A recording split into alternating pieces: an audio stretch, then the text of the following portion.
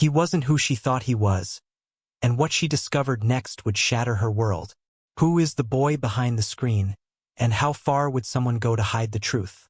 Tonight, we follow a trail of lies, secrets buried beneath the oaks, and a mystery that could destroy anyone who dares to uncover it. Welcome to Silent Case, where the darkest truths are waiting to be revealed. Emma Brooks had never been the kind of woman who ran away from her life. For 38 years, she had done everything the world expected of her. Marry young, work hard, keep the peace, pretend the silence at home didn't hurt. But the silence had grown teeth over the years. It gnawed at her until she could no longer tell the difference between an ordinary day and an empty one. Maybe that was why Noah had slipped into her life so easily. He wasn't supposed to mean anything at first. A stray message, a late-night chat, a soft voice calling her M, like he had known her for years. He was 19, too young for the kind of affection she found in him, but she clung to the warmth anyway. It had been so long since anyone looked at her. Not the version of her that washed dishes and paid bills, but the version that used to dream. Now she was flying toward that dream, toward him. As the airplane hummed across the sky, Emma stared out the window at the ocean of clouds below. Her fingers tightened around the armrest every time turbulence nudged the metal body, but she didn't care. Her mind was louder than the engines, replaying every message Noah had sent her. Every late-night confession he had whispered through a screen. "You make me feel safe," he had written once. No one had said that to her in years. She wasn't naive. She knew people would judge her for coming here. Her sister, her coworkers, even strangers. The age gap alone would spark whispers, but it wasn't about that. It wasn't lust that pulled her to Texas. It was the way Noah looked past her age, past her failures, and saw something she thought had long ago burned out. The plane descended, the city lights rising like embers glowing in the night. Emma's heartbeat quickened. She imagined walking toward Noah, imagined him smiling the way he did in the photos he sent. She imagined that moment of recognition, of belonging, of finally feeling chosen. When the aircraft kissed the runway, she exhaled shakily. She had made it.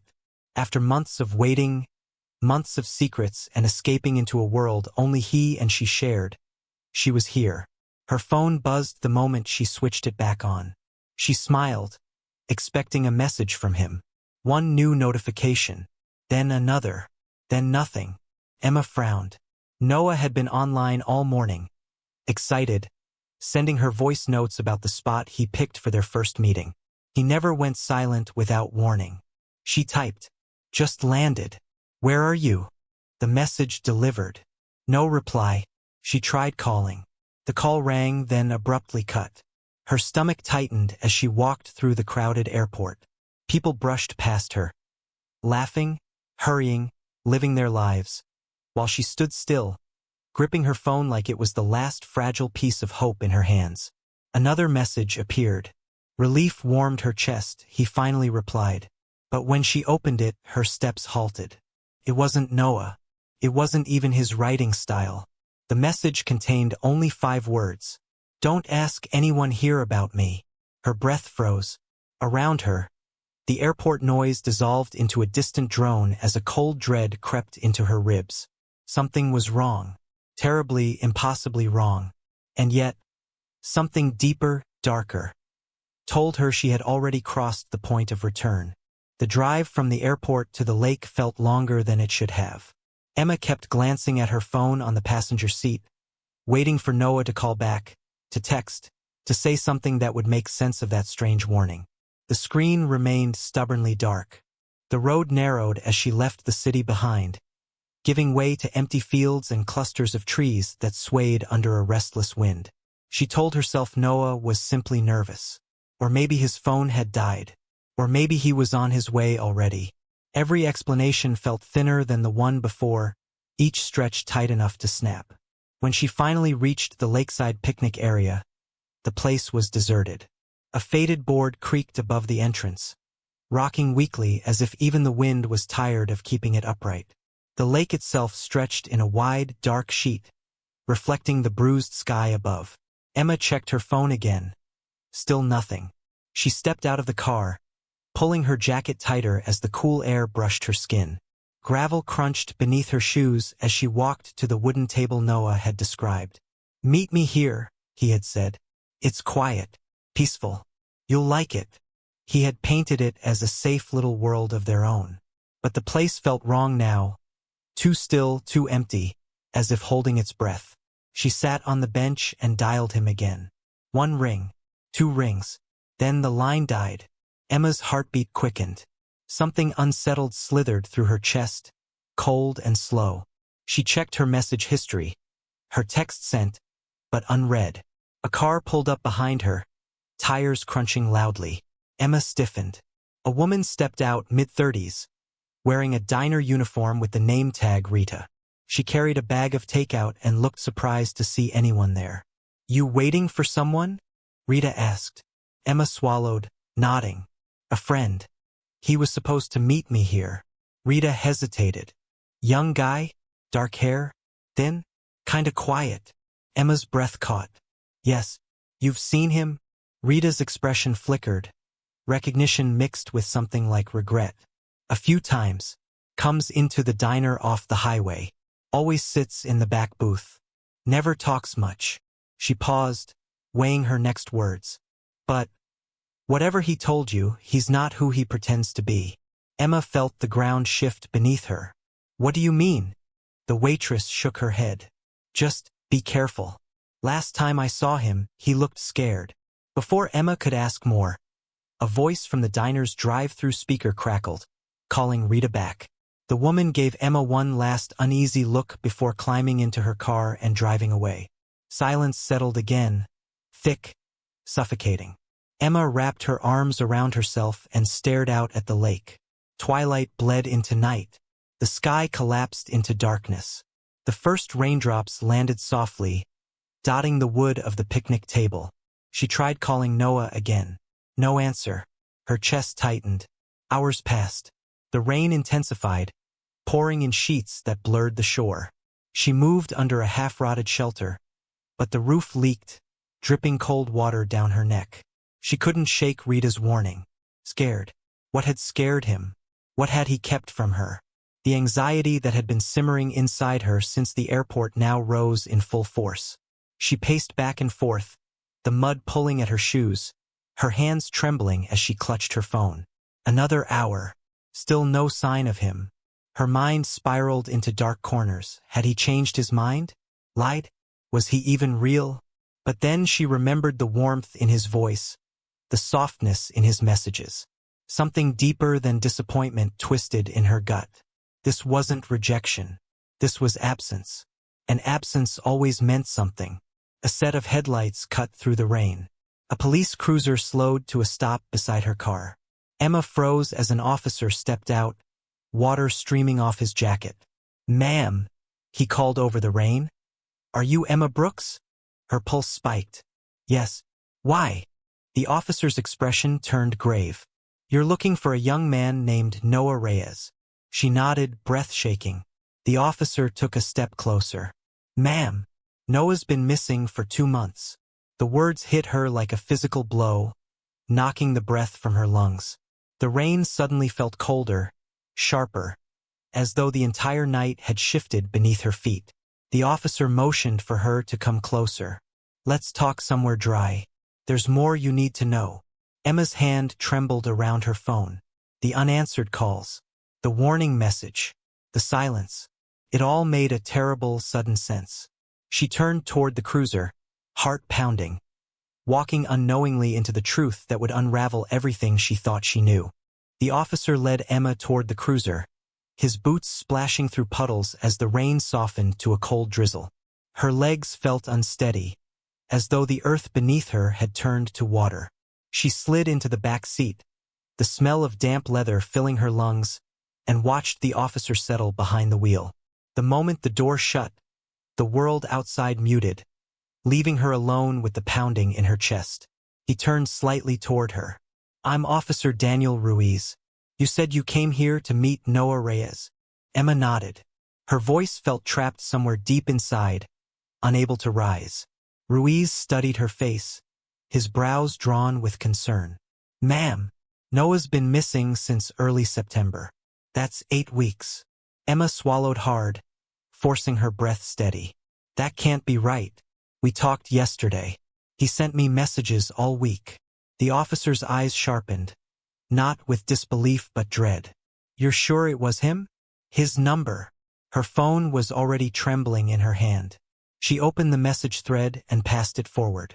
Ruiz scrolled slowly, reading each line, his shoulders stiffening with every swipe. This, he lifted the phone slightly, doesn't look like the way Noah usually texts. Not from what we saw in his earlier communications. Emma blinked. His earlier what? We reviewed his digital history when he went missing. Ruiz hesitated. Miss Brooks, can you explain what your relationship was with him? She opened her mouth, closed it, then finally managed. We met online. We talked every day. I thought he cared about me. The confession felt fragile, embarrassing, but true. Ruiz nodded gently. I'm not here to judge you. She appreciated that more than she could say. He handed back her phone. I need to show you something. He reached into the glove compartment and pulled out a missing persons flyer. A young man's face, Noah's face, stared back at her. The same dark eyes she had memorized from his photos. The same quiet expression. But something about the image was different. He looked thinner, guarded, older than 19. The date beneath the picture made her chest tighten. Missing since September 4th. He disappeared the night he told his sister he was going to meet someone, Ruiz explained. He didn't say who. Emma pressed her palm to her forehead. Her thoughts tangled painfully. I never knew he had a sister. He kept a lot of things quiet, Ruiz said. Too quiet. Emma stared at the flyer, sensing something horrible blooming inside her. If he's been missing, then who have I been talking to? The officer didn't answer immediately. He turned the key lightly, letting warm air hum through the vents. That's what I want to figure out. There's a chance Noah gave someone access to his accounts. Or someone took them. Emma's fingers tightened around the phone. Someone is pretending to be him. Maybe, Ruiz said carefully. And that someone sent you a warning to stay quiet. That's not something an ordinary prankster does. Emma felt the weight of the last message. Don't ask anyone here about me. A chill crept across her spine. Ruiz studied her again. I know this is overwhelming, but anything you tell me, any detail, might help us understand what happened. She forced herself to breathe. She told him about their messages, the late-night conversations, the plans to meet. She described Noah's voice, the hesitations she once thought were shyness. Ruiz listened intently, nodding as he pieced together a picture she couldn't yet see. When she finished, he exhaled slowly. Emma, I think you might have been the last person he tried to reach before he vanished. Her stomach twisted. Why me? I don't know, he admitted.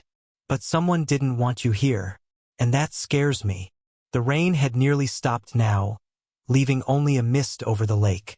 Ruiz stepped out of the cruiser and motioned for her to follow. There's someone else you need to talk to, he said. Someone who might give you real answers. But it won't be easy. Emma stepped out, her clothes damp and heavy. Who? He locked the cruiser and started walking toward his patrol car. Noah's sister, he said. She called the station earlier. She said if anyone shows up asking for Noah, she wants to speak to them. Emma's chest tightened. Does she know who I am? Ruiz shook his head. No. But she believes Noah was meeting someone the night he vanished. And she's been waiting for that person to appear. Emma inhaled shakily. This was it, the next step into a truth she never planned to uncover. Ruiz opened the passenger door. If you're willing, I'll take you to her. Emma hesitated only a moment. Then she climbed inside. What waited at the end of that drive would not be comfort, but a stranger guarding secrets deeper than the lake behind them. The drive to Noah's family home took them deeper into the countryside, where the road thinned into a cracked ribbon between towering pines. Emma watched the trees blur past, their branches clawing at the sky like dark silhouettes. The farther they traveled, the more her nerves tightened, coiling like wire beneath her skin. Officer Ruiz drove without speaking, the wipers sweeping slow arcs across the windshield. The silence felt heavy, loaded, as though both of them were bracing for what waited ahead. After nearly 30 minutes, the forest opened into a wide clearing. A single trailer sat in the middle, small, bowed at the edges, its metal siding dulled by rain and years of neglect. Yellow light leaked faintly from a window, flickering as though unsure if it wanted to stay lit. Emma felt her breath catch. The place looked forgotten, suspended in time. "His family lives here?" she whispered. Ruiz nodded. "Just his sister now. Their parents have been gone a long time." "Gone how?" Emma didn't dare ask. He parked beside a patch of gravel.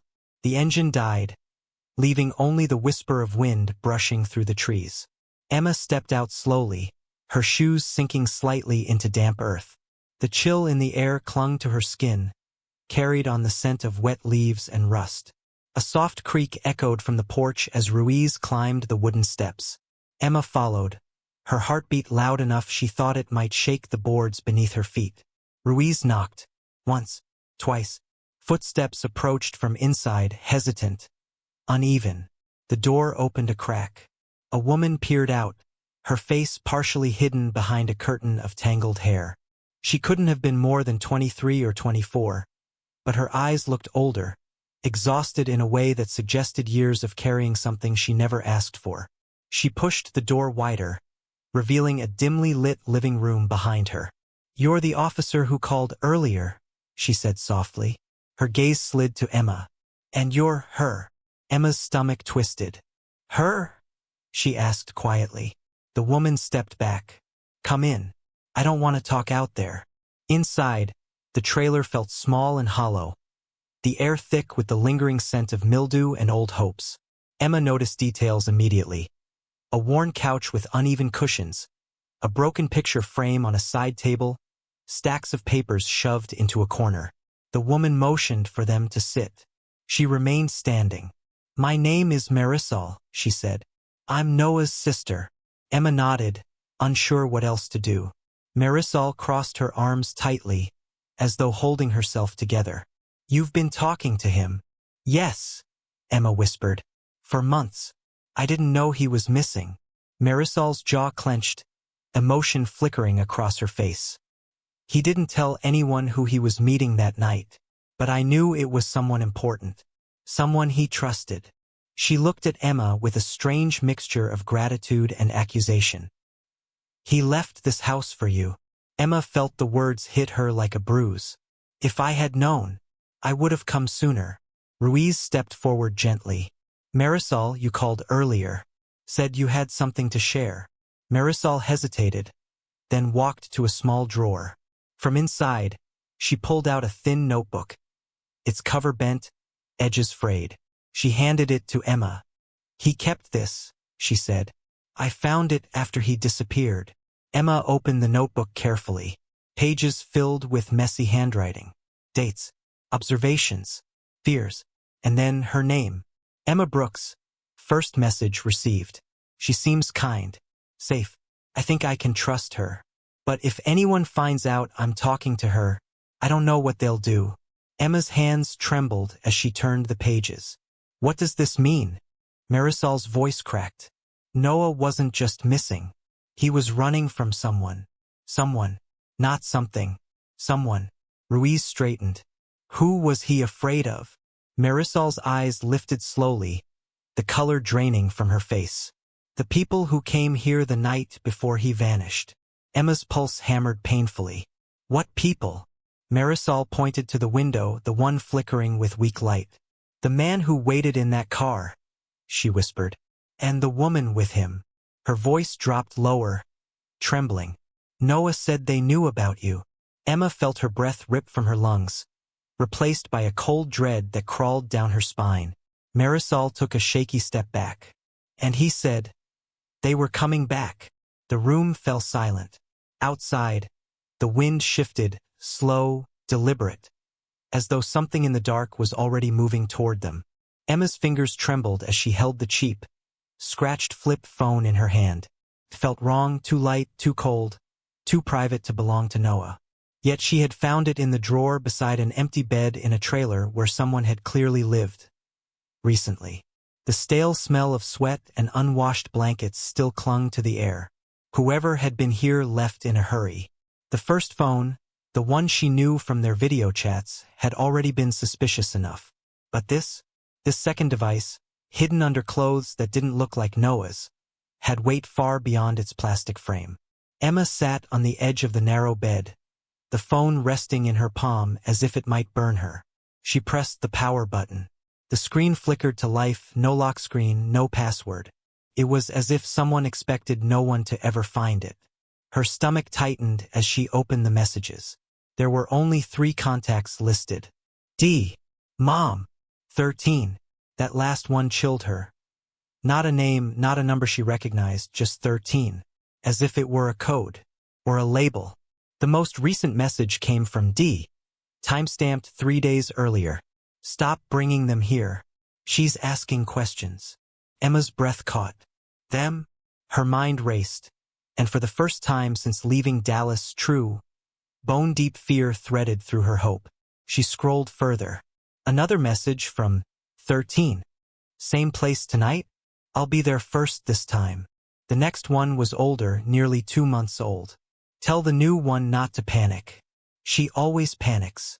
Emma dropped the phone onto the bed as if it had turned into a snake. She pressed her hand against her chest, trying to steady her breathing. This wasn't about an awkward teen who ghosted her. This was something darker, something organized. Something she was not supposed to uncover. Outside, the wind pushed against the thin walls of the trailer, making them creak like old bones shifting. She forced herself to stand and look around once more. Beneath the window, she noticed something she had overlooked. A muddy pair of boots and a backpack tucked halfway beneath the mattress. The boots were caked with reddish dirt, the kind she had seen on the lakeside trail where she had waited for Noah. Emma knelt and pulled the backpack free. Inside were a water bottle, a half-eaten protein bar, and a folded piece of paper. Her hands shook as she unfolded it. It was a map, a hand-drawn map, lines marked through the woods behind the trailer, twisting and turning until they ended in a black X near what looked like a dry creek bed. Next to the X, scribbled in shaky handwriting, was a single word: storage. Emma closed her eyes, fighting the urge to run out of the trailer and never look back. Everything inside her screamed to stop, to leave this place and call someone, anyone, who wasn't caught in the web she had blindly walked into. But Noah's face filled her mind again. His shy smile, his long pauses before answering her messages, his gentle apologies for being bad at real life. If he was in danger, if he had been taken or trapped or used, she couldn't leave. She grabbed the second phone, slipped the map into her jacket, and stepped out into the night. The rain had stopped, but the air tasted like iron, heavy and metallic. She locked the trailer door behind her without knowing why. There was no one to protect, nothing left worth hiding. The woods stretched out in front of her, a dark, twisting maze. The flashlight on her phone barely cut through the shadows. Still, she followed the map's lines, her boots sinking into the wet ground, her breath coming in sharp bursts. Branches clawed at her sleeves. Somewhere in the distance an animal cried. Long, low, wounded. Emma forced herself not to turn back. After nearly an hour, she reached the dry creek bed. The moon slipped out from behind a cloud, illuminating the cracked earth and jagged stones. Then she saw it. A small metal shipping container, half buried under vines and dirt, its rusted edges blending into the landscape like a forgotten grave. Emma's pulse pounded in her ears. The map had brought her here. Noah's trail had led her here. And something or someone was waiting inside. She took a step forward, her fingers tightening around the phone. Behind her, a twig snapped. Close. Too close. Emma spun around. A silhouette stood at the tree line, completely still, watching her. Emma's breath hitched as the silhouette froze at the tree line. For one sickening heartbeat, neither of them moved. The woods were too quiet. Even the insects seemed to hold their breath with her. Then, without warning, the figure stepped back into the darkness, swallowed by the trees as if it had never been there at all. Emma didn't chase. She couldn't. Her knees were shaking too hard. She waited, gripping the second phone until the plastic creaked, listening for any sign of footsteps or snapping twigs. Nothing. Only the soft rustle of wind shifting through the branches. She turned back toward the metal container half buried in the creek bed. Whatever waited inside. She had come too far to turn back now. Emma approached the container cautiously and yanked the heavy latch. It scraped against rust, screaming into the silence. She flinched, certain the sound had given her away again. But no one emerged from the trees. She opened the door. A wave of cold air hit her, colder than the night around her. It smelled like dust, mildew, and something faintly sweet, like old perfume trapped for years. She raised her trembling flashlight and stepped inside. The beam landed first on a desk, and then on photos. Hundreds of them. They covered the walls, the desk surface, even the metal floor in a scattered mosaic of glossy, haunting faces. Women, girls, all different ages, all looking straight into the camera with frozen expressions. Some smiling, some blank, some visibly afraid. Emma stepped closer, her throat tightening. The earliest photos were faded, probably years old. The newest looked recent enough to still smell like printer ink.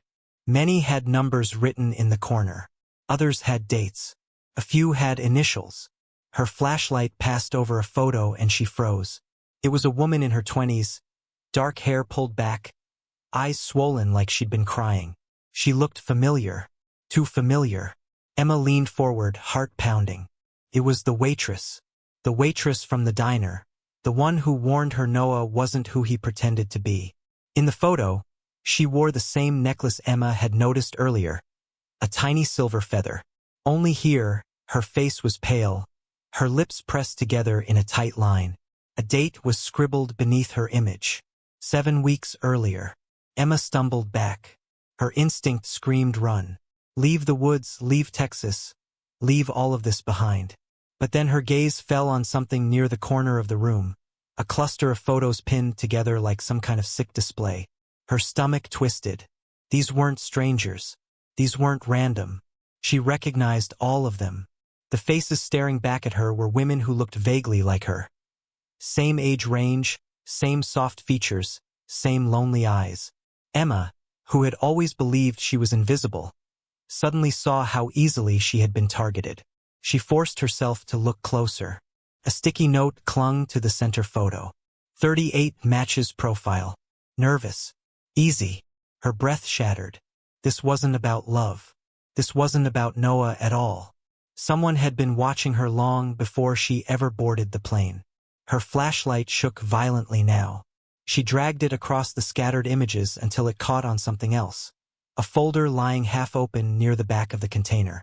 Inside were printed screenshots of her chats with Noah. Every message. Every photo she had ever sent. Every confession she had whispered through a screen, believing it reached a sweet, lonely teenager. Her shame turned to nausea. But the final page in the folder froze her completely. It was a photo taken from behind a window, her hotel room window. She recognized the view immediately. Her suitcase on the bed, her green sweater tossed across the chair, the very moment she believed she was alone. Below the image, a handwritten note trailed across the bottom. She arrived. Proceed. Emma's knees nearly buckled as she backed toward the door. This wasn't a coincidence. This wasn't a misunderstanding. This was a trap. Then she heard it, the soft crunch of footsteps outside. Slow, measured, deliberate. Someone was walking toward the container. Emma held her breath, clutching the second phone to her chest. A shadow fell across the open doorway, and a soft, familiar voice drifted in from the darkness.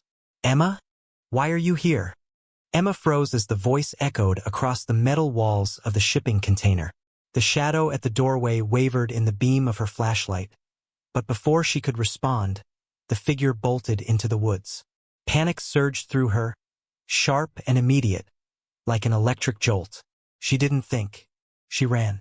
Branches whipped at her arms, tearing at her jacket, leaving scratches that stung in the night air.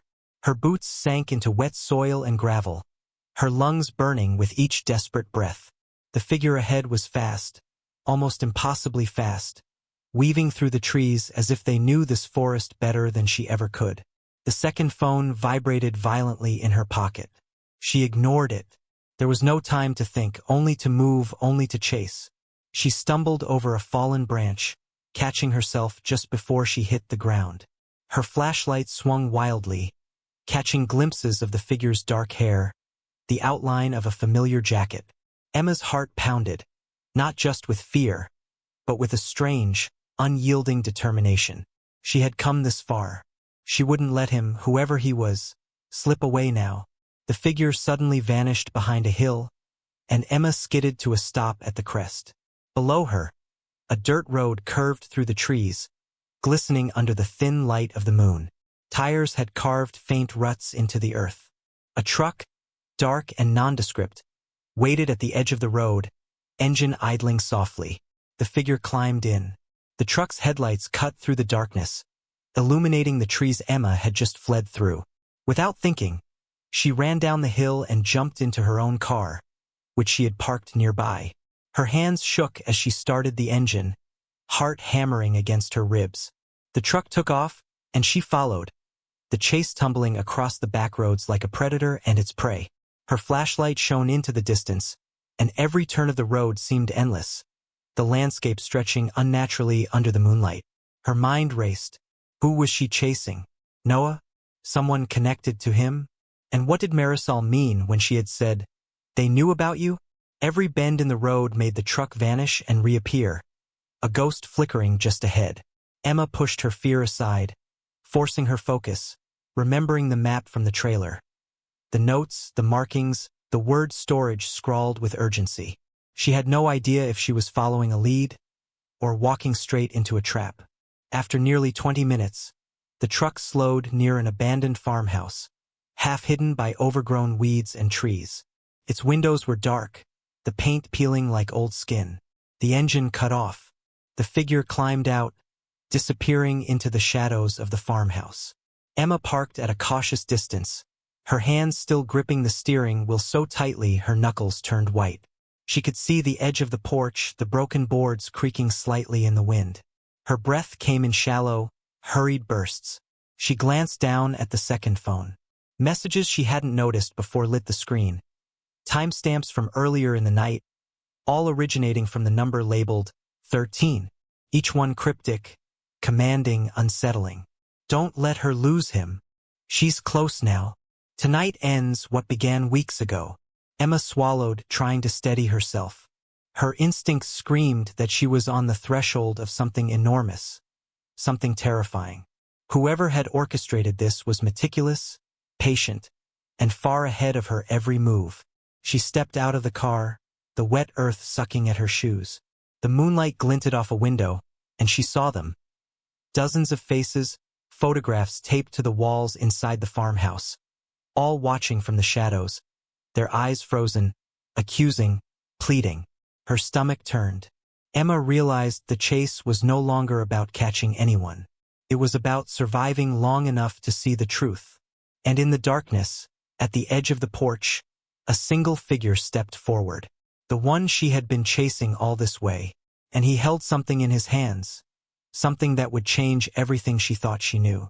Emma's eyes adjusted to the dim glow filtering through the grime-streaked windows of the abandoned farmhouse. The photographs covering the walls seemed to close in on her.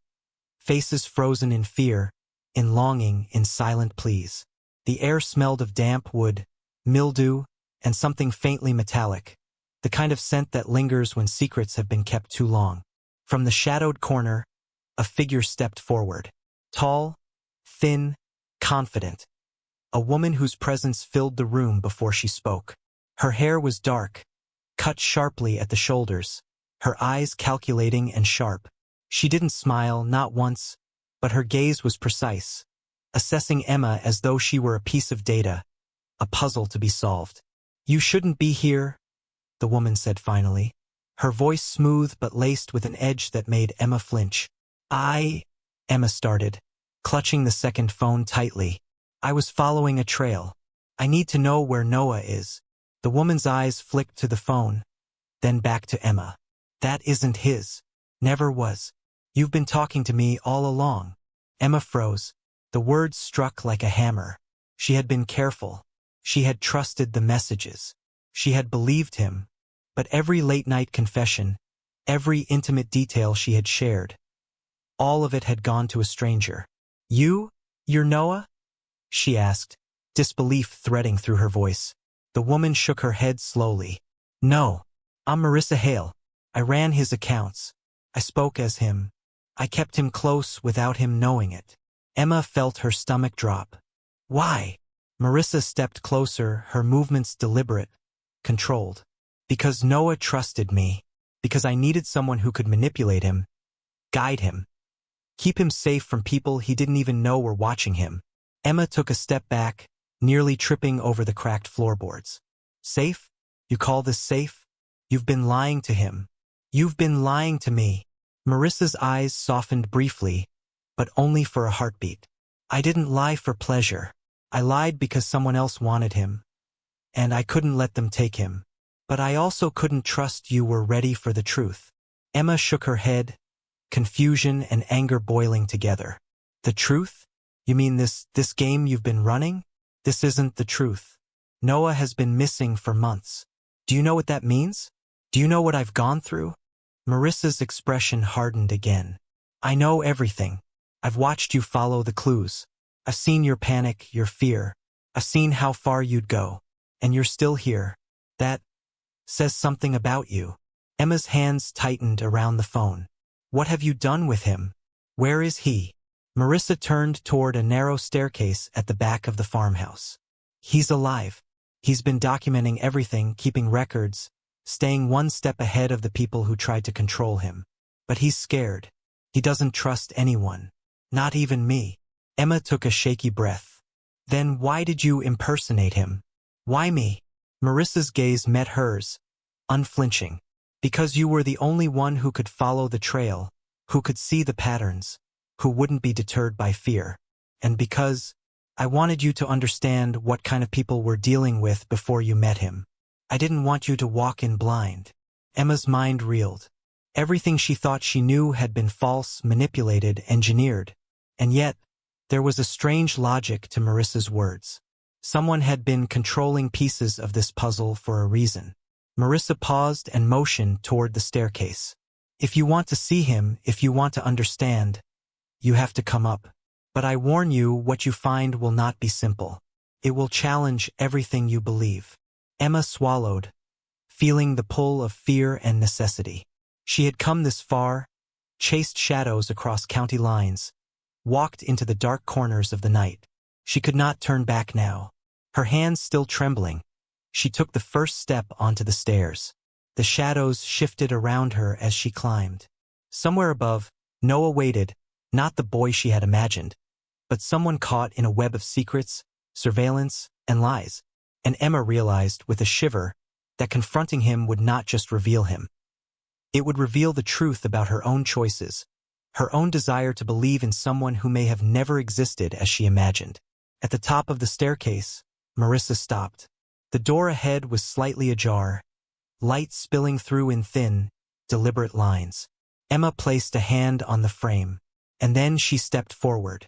Emma's footsteps were heavy as she ascended the creaking staircase, the floorboards groaning under her weight. Each step felt like crossing into a different world, one that had existed in shadows, hidden from her imagination, yet terrifyingly real. At the top, the door Marissa had gestured toward stood slightly ajar. Thin lines of light spilled through the crack, slicing across the dusty floor like warnings. Marissa motioned for Emma to step inside. He's here, she said softly. But be careful. Noah's fragile right now. The truth hasn't been kind to him. Emma swallowed hard. She pushed the door open and froze. The room was small, almost like a makeshift office. A single window cast a cold rectangle of moonlight onto a young man hunched over a desk. He looked smaller than she had imagined, thinner and more worn. Papers, notebooks, and photographs littered the surface, forming an intricate mosaic of maps, notes, and online conversations. Noah looked up. His eyes widened, recognition flashing instantly, but it was followed by caution, a wall she could not breach with a glance alone. "Emma?" he whispered, his voice shaky but familiar. She took a cautious step forward. "It's me," she said softly. "I'm here. You're safe." For a moment, the air held its breath. Then he stood, his movements deliberate, as if he were testing whether this moment was real or a trap. "Safe? No one's safe," he muttered. "Not me. Not anyone who touches this mess." Emma glanced around, her gaze landing on the stacks of photos that mirrored the collection she had seen in the container below. Faces of young women, carefully labeled, catalogued, observed. And in the center of it all, a small drawing of a tree, an oak, sprawling, roots buried deep into the earth. Lines connected it to almost every name, every photograph, every note. "This," Noah said, gesturing to the desk, "is why I couldn't reach anyone, why I didn't answer messages. This isn't just about me disappearing. It's bigger than any of us imagined. They've been watching, tracking, manipulating. And the oaks."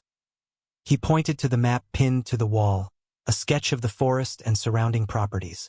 "The oaks mark the boundaries, the places where they bury what they don't want anyone to find. Bodies, evidence, messages, secrets." Emma felt a cold rush of nausea. The photos, the threats, the false messages from Marissa. It wasn't just a twisted game. It was an operation, methodical, planned, and ruthless. "Beneath the oaks?" she asked, voice barely audible. Noah nodded. "They've buried everything there. They make it invisible.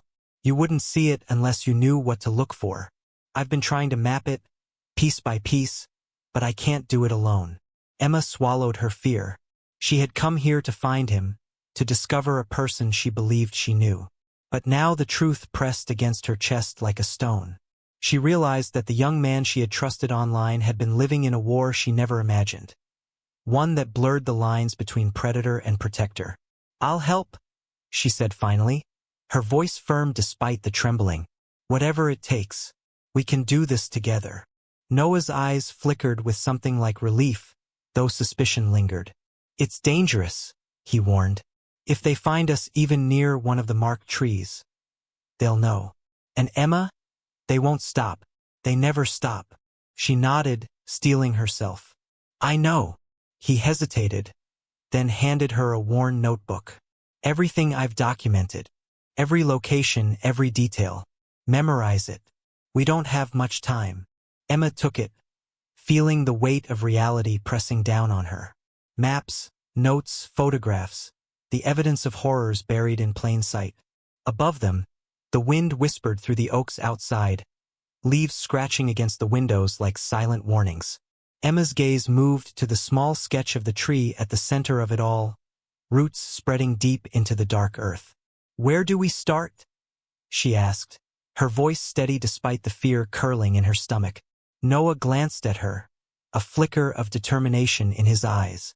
"At the oldest oak," he said. "The one that's been here the longest. That's where everything begins." Emma nodded. Together, they stepped toward the door. Outside, the night held its breath. The oaks waited, and beneath them, secrets older and darker than either of them could imagine were buried, ready to surface. The forest was thick with shadows, and the moon barely pierced the canopy of oaks overhead. Emma and Noah moved cautiously, the worn notebook clutched tightly in her hand, its pages heavy with information, maps, and cryptic notes. Every step they took over damp leaves and gnarled roots echoed through the silence, as though the woods themselves were listening. Noah led the way, his flashlight flicking over markings on tree trunks, faded symbols that matched sketches in the notebook. "This is it," he whispered, stopping before a massive oak whose roots twisted like fingers into the earth. The bark was scarred with strange lines, symbols Emma didn't yet understand. "This is the oldest one. Everything starts here." Emma nodded, though her stomach knotted with unease. She had followed him through abandoned trailers, shadowed roads, and dangerous encounters. But this felt more personal, intimate, and horrifyingly deliberate. She knelt and ran her fingers over the roots, feeling the damp soil beneath them. A chill ran through her, as though the tree itself remembered what had been buried beneath it. Noah knelt beside her, opening the flap of his backpack and retrieving a small trowel. He glanced at Emma, eyes serious. "We have to be careful. There are layers, hierarchies in their operations. What's buried first is hidden beneath the surface. Sometimes people get careless. Sometimes they leave traces." Emma swallowed, forcing her hands to steady themselves as they began to dig. The earth was thick, clinging to the trowel like it wanted to resist the exposure of what lay beneath. They worked silently, save for the scrape of metal against soil and the occasional crack of a branch overhead. After nearly an hour, the trowel struck something solid. Emma froze, breath caught in her throat. Noah knelt, brushing the soil away with careful fingers. A wooden box emerged, worn and darkened with age. The lock had long since rusted through. Inside, there were photographs, letters, and small objects wrapped in yellowed cloth. Emma's hands shook as she lifted the first photograph. It was a man she recognized immediately, older, strong-featured, wearing a uniform. She gasped. "Noah, your father?" she whispered. Noah's jaw tightened. "Yes, I never knew the full story. He disappeared when I was a kid. Mom never spoke about him, but I always knew he left something behind." His fingers trembled as he lifted a letter, written in neat, deliberate handwriting. Emma leaned closer as Noah read aloud. "If you are reading this, it means they have found me, or worse. The truth about our family is buried, but not lost. I did what I had to do to protect you, to protect the others. There are people who cannot be trusted, whose reach goes further than we imagine. Remember, always follow the clues. Always question what is presented as reality." Emma's heart pounded. This wasn't just about Noah being missing. It wasn't even just about the strange manipulation with Marissa or the messages from the second phone. This was a legacy. A family secret, a warning, and a map of danger, all hidden beneath a tree in the middle of nowhere. Noah's voice shook. "He knew someone would come for me, for the truth, and he tried to leave breadcrumbs. I just didn't understand them until now." Emma carefully lifted the other items. A locket, a set of keys, a notebook filled with cryptic entries. The realization hit her. His father had been fighting the same enemies, tracing the same people, tracking the same patterns. The line connecting past and present, predator and prey, was closer than she had ever imagined. She looked at Noah, whose eyes glistened with emotion, and whispered, This explains everything. The photos, the threats, the second phone. They were after him too." Noah nodded, his hands trembling around the notebook. "And now they know we're getting closer. Every move we make, they're watching. We can't trust anyone." Emma swallowed the lump in her throat. "Then we follow his lead, his clues, whatever it takes. We uncover this fully, no matter what's buried next." He looked at her, a mixture of fear and determination flashing across his face. "The next step takes us beyond these woods, beyond the county lines. And it won't just be the past we uncover. It'll be everything they've hidden from us." Emma nodded, gripping the notebook tightly. Her pulse raced, her mind bracing for what was to come. The oaks loomed over them, silent witnesses to decades of secrets. Emma realized that beneath these trees lay not just the truth about Noah's father, but a web that connected the missing, the manipulated, and the dangerous players who would do anything to protect it. The journey to the warehouse was tense and silent. Noah drove, keeping the car on the narrow back roads that twisted through the countryside, while Emma clutched the worn notebook, tracing the route his father had marked. The forest and open fields blurred past, and every shadow along the road felt like a threat. Every distant sound, the rumble of tires, a snapping branch, made Emma's heart race. Finally, they arrived at a dilapidated building at the edge of an industrial district. Rusted metal siding, broken windows, and a chain-link fence made it nearly invisible against the gray night sky. Noah pulled the car to a stop a few hundred feet away. "This is it," he said, his voice low, taut with anxiety. Everything my father left, all the answers, everything about the people who've been manipulating me, is inside. But it won't be easy. They set up defenses, surveillance, traps. My father was careful, but this place was meant to test whoever came searching. Emma swallowed, trying to steady her trembling hands. She had expected danger before, but standing here, watching the warehouse loom like a sleeping giant, fear seeped into her bones.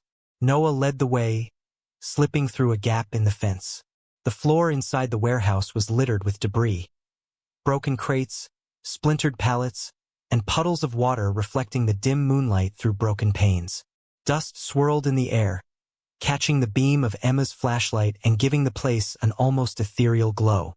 "This is where it all started," Noah whispered, leading her past rows of shelves stacked with boxes labeled in faded marker.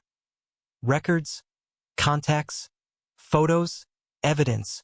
His hand shook slightly as he pulled down a folder and opened it. Emma leaned in. The first pages revealed lists of names, young women, men, and even older adults, all connected by dates and locations. Lines and arrows traced relationships, movements, and phone numbers. Some were marked with red ink, others black. Many had question marks scrawled beside them. "This is everyone?"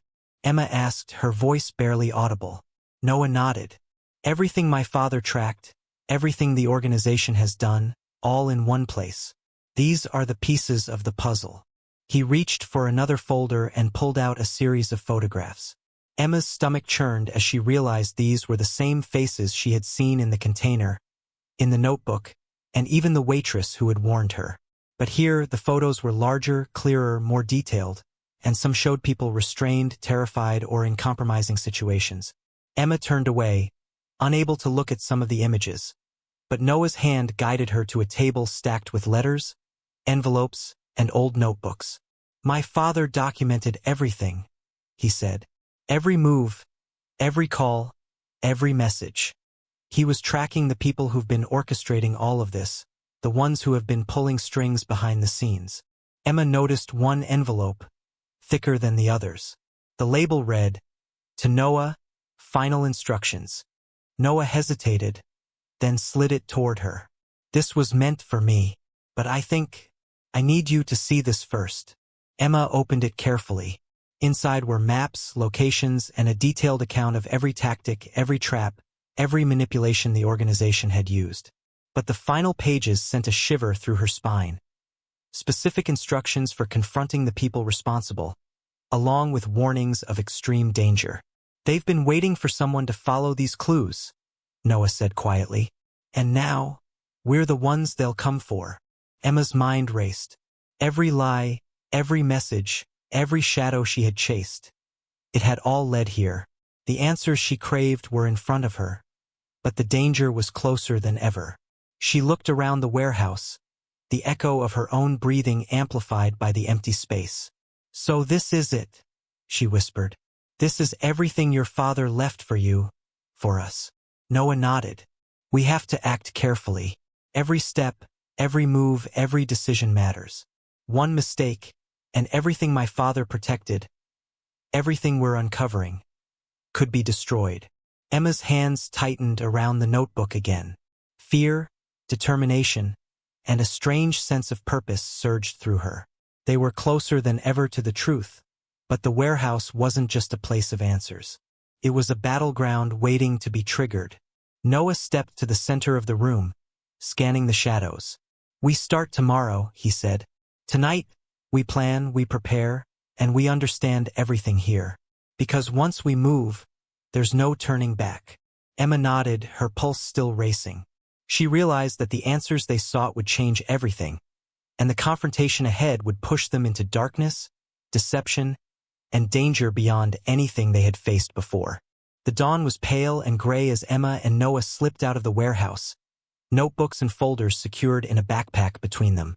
The air was crisp, the remnants of night clinging to the trees like ghosts.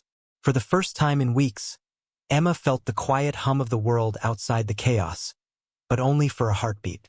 Danger still lurked, and the knowledge they had uncovered was more explosive than either of them could fully process. Noah led the way toward a secluded road, one that would take them out of the industrial district and closer to the county lines marked on his father's maps. Each step was measured, deliberate, as though the forest itself had eyes, as though someone was already tracking them.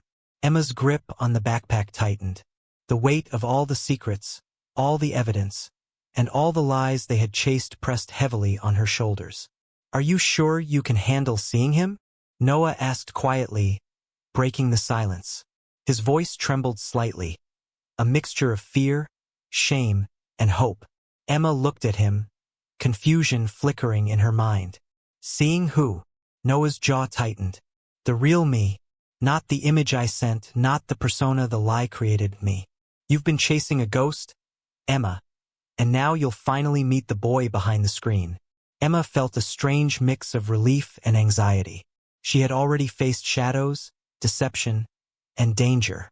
But meeting the real Noah, the one who had survived months of manipulation, fear, and isolation, was a confrontation of a different kind. They reached a clearing at the edge of the woods, where a small cabin sat partially hidden by overgrown shrubs.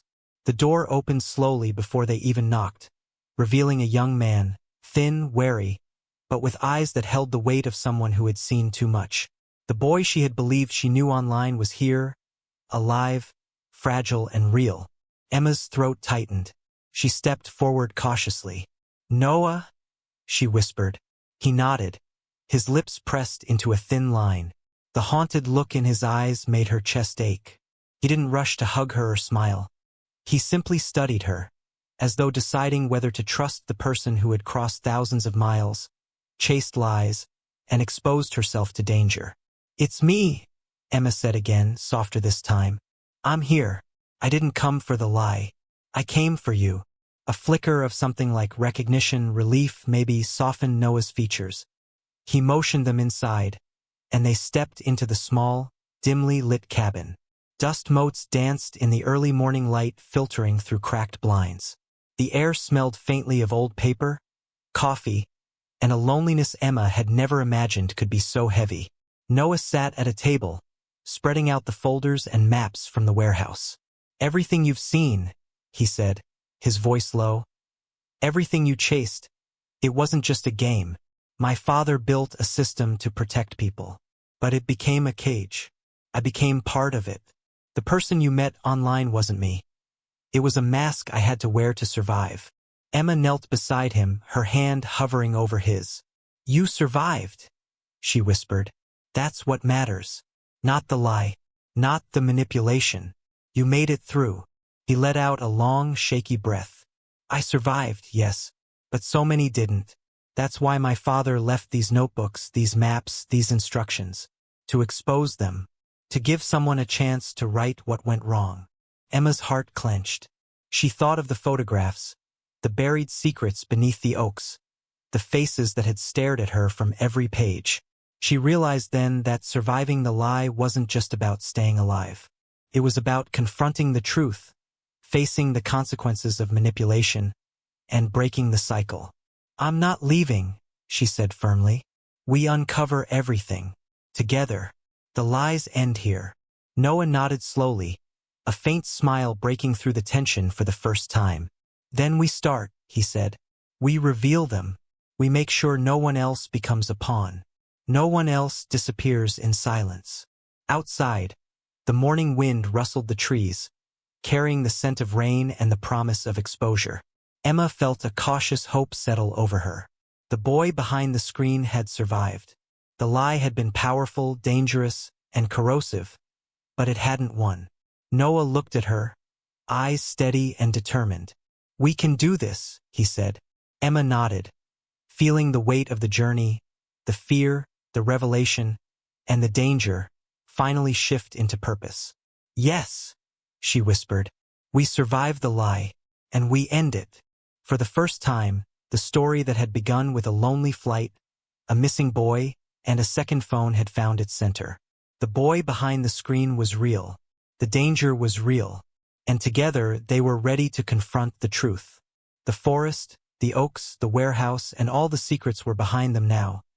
But the consequences of the lies, and the people who hid them, would not stay buried forever.